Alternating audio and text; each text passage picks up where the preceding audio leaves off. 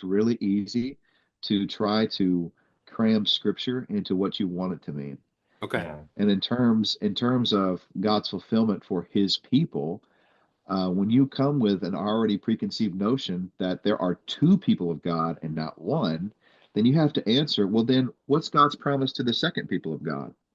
Mm. Right. You know? Now, how would Well, you argue with that the aspect of the original branch and the fact that we are grafted in, Yeah. right?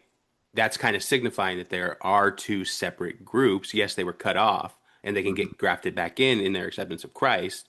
You don't Mhm. think that holds any significance as far as who their value? Well, because There's we one. miss we I'm sorry, go ahead. I Go was ahead. no, go ahead. You're probably going to say exactly what I was going to say. Go ahead. We miss something. There's one olive tree. Yeah, Right. there's one tree. Right. And I The actually have thing. the scripture right here. Right. I'm, Right. I'm gonna read it. It says, "But some of the branches were broken off, and you, us Gentiles, all in this Where are chat." you? Throw the reference. Romans chapter 11, starting in verse 17. Okay. This is the NRSV.